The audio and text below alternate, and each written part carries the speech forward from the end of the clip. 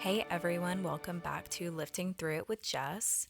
If you're new here, I'm Jess, and this is a place where we talk about the real side of fitness, lifestyle, and learning to keep going even when your body doesn't always want to. Before I dive in, just a quick disclaimer, I'm not a doctor. I'm just sharing my personal experience with living with injuries, chronic pain, and conditions like EDS. This is my story, not medical advice. If you're struggling with your own body, please work with a medical professional who can help you get answers. You deserve that kind of care and support. All right, deep breath. Let's get into it. You know, I've never been the naturally athletic type. I was that flexible kid, the one who could twist into weird shapes, did pretty well in gymnastics, but I kind of started later in that. I would think I was 14 and I joined gymnastics because I was able to do splits and all that kind of stuff. But I was in a class with a lot of 5 year olds who were 20 times better than me. And I remember I did a, like a back flip with one of those foam roller things and I landed on my back kind of weird and it hurt really, really bad. And I quit soon after that.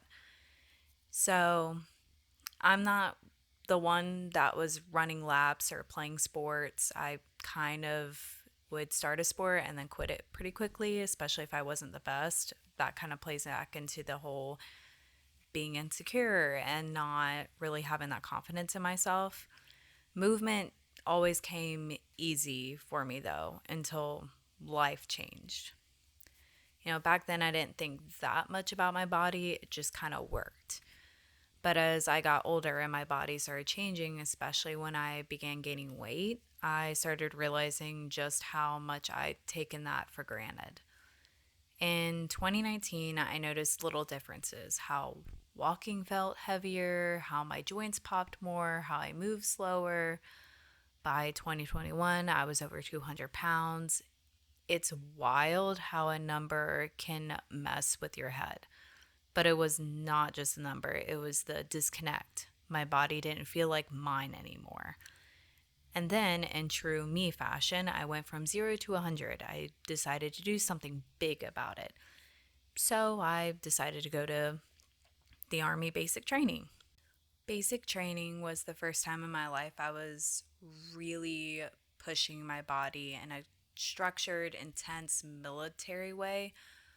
I lost weight fast, I was moving constantly, and for the first time, physically driven. I did not want to fail in training. And I wasn't the skinny, flexible girl anymore. I was trying to be strong, trying to prove something to myself, and I wasn't wanting to be the overweight private either. I wanted to be proud of myself of what my body was able to do. And I pushed myself to the absolute limits while I was there. More capable than I ever thought I was because I was never athletic when I was in high school or middle school or elementary school, trying sports and quitting. So for the first time ever, I was like wanting to get that competitive streak that I was never able to have. And at first, I definitely did not have that while I was there. I was obviously crying a lot. And then I think I found it in myself to become a little bit more competitive because I did not want to fail. I think I felt like I always failed in my life. I wasn't doing well in college. I left one college and went to another and then went to another. And it was really, really hard for me to accomplish things. And for the first time, I really, really wanted to accomplish something. So I ended up passing the ACFT barely. I was running my 2 mile or because I was having a lot of hip pain while I was there. But, after they took me off profile for a couple weeks because I was determined that I was going to pass the ACFT and get off profile because I was tired of, hearing the little comments about being on profile. And I told myself, this is it. Like, this is enough. I'm tired of crying. I'm tired of sitting here and not doing well as I should be doing. So I got off profile and took the ACFT, and I passed it barely, but I passed it. The running part is what I barely passed because silly me had decided that with the Missouri weather, I should be wearing all the winter gear while running a 2 miler. And quickly, I got extremely hot and was being screamed at the entire time I was running. And, but it felt good. It felt good to get through it, and I passed. And then I decided, you know what, might as well go ahead and knock out my 10 miler ruck. I can do it. I feel good. I totally passed ACFT. And I remember eating, at Chow for lunch, and they said, like, are you sure you want to do the 10 miler? And I was like, yes, that's what I want to do. And I was definitely feeling a little wheezy, but I just thought, it's Missouri, it's cold, it'll be fine. Maybe I can do this. Maybe my body is not the enemy. Maybe it's stronger than I thought. And then almost immediately everything changed. Right after the ruck, I had my first real asthma attack, not just wheezing, not the I'm a little out of breath. I mean, my chest clamping down, air not getting in, panic level, body shutting down type of attack. I didn't really understand what was happening at first. I just knew something was wrong. But, I went up to a drill sergeant and they said, oh, it's because you're fat, private. You've never done this kind of cardio before. That's why you're having these breathing issues. So I ended up not going to the doctor right away. It was a weekend, and with basic training, how the weekends go is you get a different drill sergeant on Sundays. But, after she said that to me, that particular drill sergeant on, I think it was that Friday, Saturday, I was wheezing like the whole day, the previous night, and I just kept telling myself, well, I just got over being sick. Maybe that's why, or maybe she is right. Maybe I'm still super, super fat, and this is kind of my fault. But I suffered the whole night, the whole next day, and then finally Sunday, we had a different drill sergeant come in, and I was walking back from like chow in the morning, and I remember wheezing so bad that everything tightened up and I just could not breathe. So finally, I almost passed out, and one of my battle buddies got that drill sergeant, and they ended up taking me to the hospital. They took their time, but they took me to the hospital, and when I got there, I just said, like, I'm having a hard time breathing. This is getting really bad. They tested my oxygen, and they said I was 20% under normal oxygen. So they immediately started giving me steroid treatments, breathing treatments, I guess. I don't really know. A lot of it is kind of a blur. And it didn't stop after a few minutes or a few hours. It turned into days of me being at the hospital because my oxygen kept dropping over and over and over. And, the whole week of my life being hooked up to machines, feeling helpless, a little confused, all after I had just proven to myself I could physically handle that training, and the emotional hit of that it was worse than the asthma. Because after all that work, months of pushing, training, sweating, hurting, losing weight, trying to become someone I thought I needed to be, I ended up getting sent home. Just like that. 4 months of my life, gone. At that time, it felt like it was all for nothing. At first, when I was on the airplane back home, I was like, got my Starbucks coffee, was extremely excited to be home and that I was not going to be getting woken up at 3 a.m. But even though I was excited for it at the time, I was also extremely disappointed. And honestly, I think I was kind of hiding the fact that I was extremely depressed by the fact that I failed at another thing, and even though I felt that way looking back at it now, it did teach me about my inner strength. In that moment, it did not feel like strength. It felt like failure. It felt like my body betrayed me again. But looking back at it now, I learned all about discipline. I learned so many things, about making sure I make my bed every morning, which I know that seems like a very silly thing to a lot of people, but making my bed every morning, like those small habits help me so much when it comes to my emotional state. So, after I got sent home, I went through that weird mix of anger, disappointment, who am I now? And, I just didn't really know where I was going to go in life. But one thing about me, I don't know how to sit still when life knocks me down. So I threw myself into the gym. I went back to school. I started working, I was bartending, which was ironic because I wasn't drinking, still, but it made for good conversations. And I'm really glad that, I picked myself up. But I don't think if I didn't go through that training, I wouldn't have ever picked myself up again. It really did teach me that discipline and that motivation. But when I threw myself into the gym, super, super hard, lifting as heavy as I could, training, moving, trying to rebuild that sense of identity and control, that's when I started having a lot of hip problems. Like after I would bartend for, 11 hours, I couldn't even get up the stairs. Like I was limping so, so bad going up the stairs, which for, 24-year-old, 25-year-old, that's not really the most normal thing. And I decided to go to an orthopedic surgeon to kind of figure out, like, hey, did I tear something? Maybe it's not that bad, because I had gotten my MRI results back and it was not good. They ended up telling me that they discovered hip dysplasia, which I thought was only in dogs, but I had it. And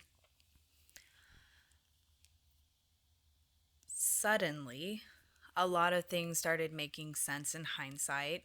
The pain that I pushed through, the weird movements, the discomfort, I brushed it off. But instead of slowing down, I did what most stubborn, goal driven people do. I pushed harder. I wanted to prove that I wasn't broken. I wanted to become strong on my own terms. And my body ended up having other plans. I ended up hurting my wrist, putting up 45-pound weight on a Smith machine, and I didn't make sure it was locked all the way, and it dropped down and took my whole hand with it. Then I was in a brace for a couple months with my wrist. Then I hurt my back. I was shoulder pressing and heard a pop, and my arm tingled, and found out that I had multiple herniated discs in my back. Then my ankle started aching constantly. Then the nerve pain. Then the popping increased, where my joints would lock up unless I popped it. Then the instability. I became very clumsy, a lot more clumsy than I usually am, but it felt like I was walking uneven. And it wasn't just the pain, it was pains, plural, rotating like they were taking turns, ruining my day. Every time I fixed one thing, something else would fall apart. And no matter how many times I said something is wrong with me, I kept hearing, it's just your weight. Lose some weight and it'll get better. You're fine. You're overthinking it. You're just training wrong. Doctors dismissed me over and over again. And if you've ever been brushed off by a provider, you know that specific type of rage, being in pain and being made to feel dramatic or lazy or stupid. Meanwhile, I'm hurting everywhere: my jaw, my back, my hips, my feet, my wrists, my shoulders, my ankles. Every joint was screaming every day. And I kept thinking, this is not normal. I'm not crazy. Something is wrong. But nobody was listening to me. And yes, I had a doctor who told me about the hip dysplasia, but every time I tried getting more tests done, like an updated MRI, they would send in a request and it would get denied by my insurance to cover my MRI on my hip. And it just kept, I think it was like 4 times it got denied. And come to find out, it was because the words were being put as patient is not in pain. But I was definitely in pain. That's why I kept asking for help. You know, I at that stage, I was trying so hard to find something my body would cooperate with. So I got into running because I was like, okay, maybe if I'm not lifting heavy weights, and that way I can still lose weight and I won't maybe hurt myself. And for a while, I actually fell in love with it. I never really got like that runner's high, but I got some sort of high from just feeling strong in a different way and fast, even though I definitely was not fast, but it felt like I was. And the rhythm, the progress, the headspace it gave me, it felt like therapy. And I signed up for a 10 miler and I did it. And I was really proud of it. Proud that I pushed through, proud that I didn't quit on my body even when it gave me every reason to. That was such a big accomplishment for me, was being able to do that 10 miler. But afterwards, I kept hearing a clicking in my hip. And my hip pain went from annoying and a small, pretty chronic pain, but it wasn't, debilitating. Um, After that, I definitely knew something was seriously wrong. It felt like it snapped, it burned, it locked, it caught, it failed, and I had a lot of weakness in my right leg. Eventually, I went to a different orthopedic surgeon and they were able to put in for an MRI, and I got my MRI back. And I found out that my labrum had detached completely from my hip. Detached, not strained, not bruised, completely detached. And still for years, I would say probably 3 to 4 years, doctors kept telling me that it was because I was overweight, as if the only explanation for pain, real pain, was a number on a scale. Now, it's not to say that I don't think that being overweight doesn't cause more issues. Like, I think we all know that. It doesn't lead to more pain when, you're carrying extra weight. Obviously, it is going to be more painful and it is going to be a higher risk. I think we know that. But at that point, I had already lost over 50 pounds and I was eating a lot better. I was moving my body. So I didn't really understand where it was coming from. I'm waking up in pain, going to bed in pain, training in pain, breathing in pain, existing in pain. And I kept saying, why do I hurt everywhere? Why do my joints slip so easily? Why do my ankles roll so easily? Why does my jaw crack? Why am I injured all the time? And they looked at me like I was making it up. It was humiliating, invalidating, defeating, and it messes with you mentally when you start to wonder, am I actually crazy? Is this just my life? Is this all in my head? Then finally, someone actually listened to me. My chiropractor was the first person to look at my body and say, has everyone ever tested you for EDS? And that one question changed everything. My hip surgeon agreed, I got evaluated, and when I did the scoring for EDS, the hypermobility one, I scored full points. Suddenly, my entire life made sense. The flexibility with the cool party tricks, the injuries, the instability, the joint pain, the chronic inflammation, the constant something is wrong feeling. It wasn't because I was fat, it wasn't because I was dramatic, it wasn't because I was weak, it was hypermobility EDS. And for the first time, I had an answer. I went down the rabbit hole. And let me explain this in real human language because most people have no idea what it actually does to your body. Hypermobility EDS is a connective tissue disorder, which basically means that the collagen in my body, the stuff that's supposed to hold everything together, it's built wrong. If a normal person's collagen is like strong rubber bands, mine is more like old stretched out hair ties. It doesn't bounce back, it doesn't stabilize, it doesn't protect. So instead of my joints staying in the sockets and doing their job, they overextend, slip, pop, grind, and get injured way easier than they should. And that's why people with HEDS dislocate and sprain their joints constantly, feel like their body is quote unquote falling apart, experience chronic inflammation, and wake up feeling like they got hit by a truck, even if they didn't do anything the day before, quote unquote. It's not just flexibility, it's not just being able to do fun party tricks. It's pain every single day. Living with this means I'm fighting my own body for basic stability.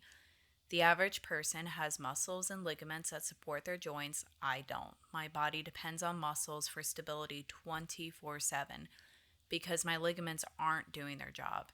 So when someone says, just work harder, just lose weight and push through it, they genuinely don't get it. My body isn't playing the same game as theirs. I'm not building muscle for aesthetics.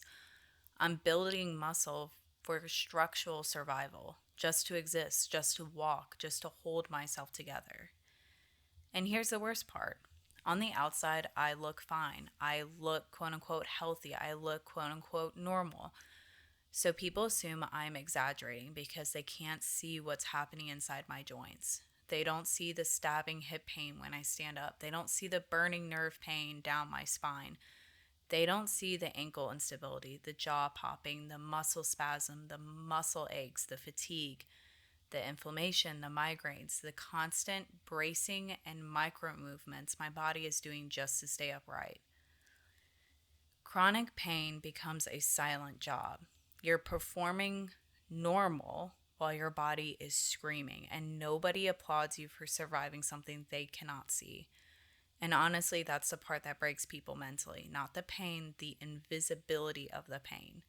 And I do think it's important to talk about this. People don't understand chronic pain unless they wake up with it. And I don't mean my back hurts today pain. I mean, you open your eyes and something already aches. You stand up and something shifts or slips. You walk and something burns or pinches. You exercise and something tears or inflames. You rest and it still hurts. I could take a full week off from the gym and still wake up every morning feeling aches and pains. Chronic pain is not an event, it's a full time background noise. It's waking up in pain, functioning in pain, and going to sleep in pain. There is no quote unquote before pain and after pain. There is just life with pain. And people don't see it, they assume it's not real. But the body doesn't lie, the body keeps score. Eventually, I had to face the truth. My body was never going to operate like the average gym goers. I wasn't going to be the PR every week girl or the deadlift twice your body weight girl or the just run through the pain girl. I had to train differently, not because I'm weak, but because my structure is different. Now, I avoid things that put me at risk, not out of fear, but out of strategy. I rarely deadlift anymore. It's not worth the spinal risk. I do RDLs, Romanian deadlifts, instead because they're safer and controlled. I avoid heavy overhead pressing. That's how I herniated a disc once, and I'm not interested in doing that again. I don't do long runs anymore. I choose impact that my joints can actually tolerate. I still participate in 5K races every once in a while, but I don't do any long runs, 10 miles or anything longer than 3. And I listen to my body immediately, not 8 injuries later. People don't get that with hypermobility. Training isn't about pushing until you break, it's about training so you can keep going tomorrow. I'm not fragile, I'm aware, and I think there's a difference there. And here's the part I really want listeners to understand. I don't work out because it's fun every day. I don't work out just for aesthetics. I don't work out because I'm obsessed with fitness culture. I work out because I have to. Movement is my pain management. Movement is my stability. Movement is my mental clarity. Movement is my survival. If I stop moving, I go backwards fast. My body stiffens, my joints destabilize, the pain spikes, my anxiety increases, my inflammation worsens. With chronic conditions, motion is medicine. So, yeah, it hurts every day, but I'm not quitting. This is my body, and I'm choosing to fight with it, not just against it. And if someone listening right now lives in pain, invisible pain, misunderstood pain, dismissed pain, I need you to hear me on this. You are not dramatic. You are not weak. You are not lazy. You are not broken. You are someone surviving a battle most people don't even know exists. And that alone makes you stronger than they'll ever realize. If there's one thing my body has taught me, it's this: strength is not always loud. It's not always a PR, a finish line, or a before and after picture. Sometimes strength is silence. Sometimes strength is waking up and choosing to move, even when it hurts, even if it's just a small walk. Sometimes strength is not quitting it, not because it's easy, but because you refuse to let pain be the author of your story. And when I am talking about this, I mean safely, right? Like, obviously, if it is a type of pain where it's debilitating, you know, seeking medical advice, all taking all those safe routes first. I have cleared everything with a primary care doctor, my orthopedic surgeon, on what I can and cannot do, even physical therapy. So I used to think that my body was working against me. And honestly, some days I still feel that way. It does get to me, sometimes, but I understand something deeper now. My body isn't my enemy. It is my history. It's every battle I've fought. It's every mile I've rugged, every ligament I've torn, every breath I've struggled for, every step I've taken anyway. And yes, my body is high maintenance. Yeah, it hurts every day. Yeah, I'm fighting conditions most people don't know exist, but I'm still here. I'm still moving. I'm still becoming someone stronger than I used to be. Not stronger in the way most people post on Instagram, stronger in the way that only people with chronic pain or trauma understand. Stronger in the way that comes from surviving yourself, not just your circumstances. I want this podcast to be a place where people who feel like their body is too heavy, too broken, too different, too misunderstood can feel seen. I'm not here to pretend everything is perfect. I'm here to be honest about the hard parts and remind you that you don't have to conquer everything overnight. You just have to stay in the fight. If you're listening right now and something in your body, your health, or your story has made you feel less than, I want you to remember this. You are not alone. You are not weak. You are not too much. And you are not done. You are getting stronger even on the days you can't feel it. All right, everyone, that wraps up episode 2. If you connected with anything I shared, it would mean a lot if you could follow the podcast, leave a rating, or share it with someone who might need it. Until the next episode, take care of yourself, listen to your body, and remember, strength doesn't always look strong. Sometimes it just looks like showing up.